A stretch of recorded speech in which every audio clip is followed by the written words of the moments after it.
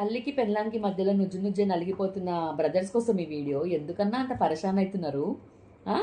మీరు ఒక క్లారిటీ తెచ్చుకోండి, వాళ్ళకు ఒక క్లారిటీ ఇవ్వండి. మీ తల్లి దగ్గరికి పోయి సీదా, చూడమ్మా ఇది నా పెళ్ళాం, ఎంత బయట నుంచి వచ్చిందైనా సరే ఇప్పుడు నా వైఫ్, మన ఫ్యామిలీ మెంబర్.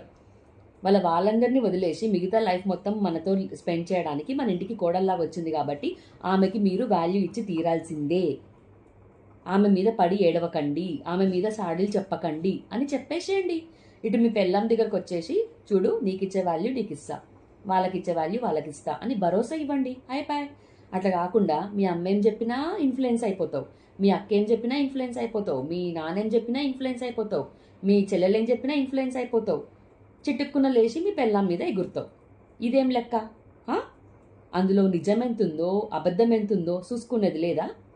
మళ్ళీ ఏమనంటే నా తల్లి ఫీల్ అవుతుందేమో, నా సిస్టర్స్ ఫీల్ అవుతారేమో ఏమనంటే, వాళ్ళని అడగలేను నేను సైలెంట్గా ఉండమని, సో నిన్నే అడగగలుగుతా, సో నువ్వే సైలెంట్గా ఉండాలని నీ పెళ్ళాంకి చెప్పుకుంటావు. బాగానే ఉంది.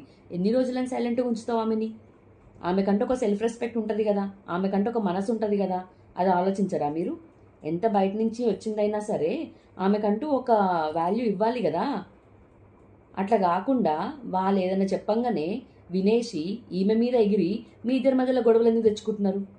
సోచో.